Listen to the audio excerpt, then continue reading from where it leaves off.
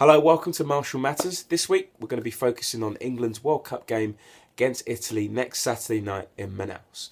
Now, of course, Roy Hodgson has selected his squad.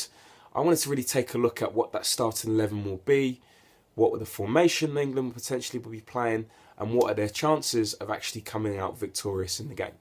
So let's start with the formation. It's going to be 4-1-3-2. A little bit of a variation on the traditional 4-4-2.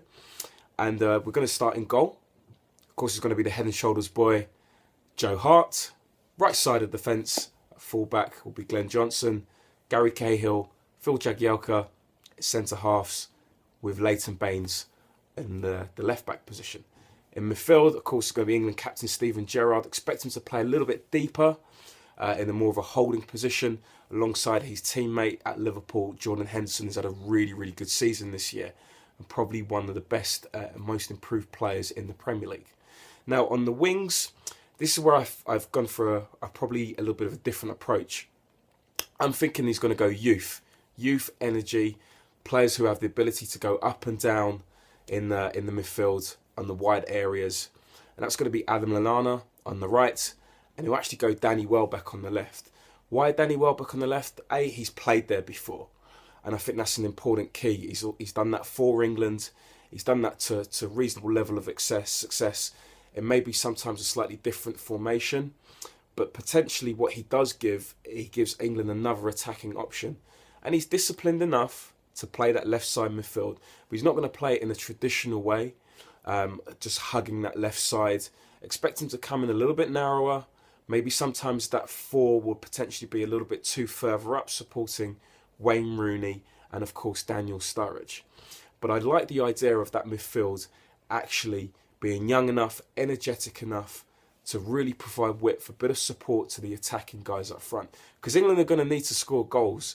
And I know that might sound quite obvious, but defensively England, they're not very mature, they're very inexperienced at this kind of level. And there isn't that kind of high, there isn't that very experienced leader, there isn't a John Terry, there isn't a Rio Ferdinand. So without that combination of players, there is a huge emphasis on England to be able to provide going forward. Because I think defensively there are still frailties. Now, in order to counteract that, England will need to inject pace from midfield and up front and be very creative. And they're going to have an attitude to go for it. That's why I think he will go with youth, with Lallana on the right and Danny Welbeck on the left.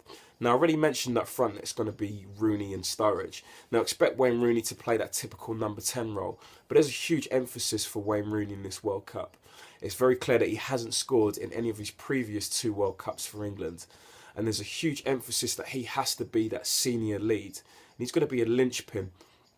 Expect Wayne Rooney to drop off deep, drop off to wider angles, wider areas, and it hopefully creates space for someone like Lallana, who he's got a lot of guile, very quick, very skillful, to kind of turn up very late into the box to try and create those opportunities to score from midfield. And Daniel Sturridge, he's going to have to be England's Gary Lineker. He's going to have to be that Michael Owen. And I mean that in terms of when chances and opportunities come, he's got to take them. It can't be like how it was recently against Honduras, where he had 2 excellent opportunities and didn't take them. He has to be firing. He is England's best striker, in my opinion. I'm not going to put Wayne Rooney in that same mould because they don't play the same role. But expect Daniel Sturridge is an absolute essential key. He has to score goals. He has to be firing. He has to be able to bring other players into the game.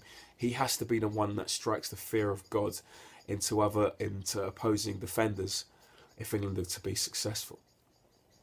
Okay, now for the game itself. England, of course, need to be able to defend well. That pretty much goes without saying. But they need to make sure as a unit they all work collectively and they all have that unity to be able to perform. Why is that? They've got 2 new centre-halves who are making their appearances collectively as a team for the first time in a major championship. And of course, there's no more of those senior linchpins such as Ashley Cole, John Terry or Rio Ferdinand.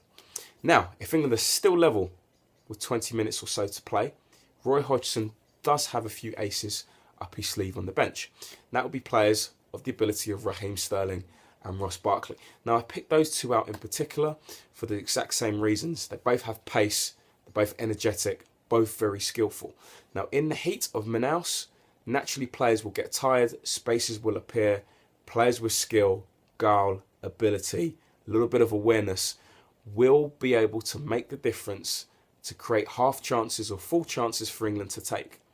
If they are still level, if they are able to keep the ball, if they are able to exploit those spaces later on in the game, England will have the opportunity to get the 3 points they desperately need. But that's my view. I would like to know what you have to say. Drop me a tweet at Marshall Norbow so I can get your views. But always remember one thing, Marshall always matters.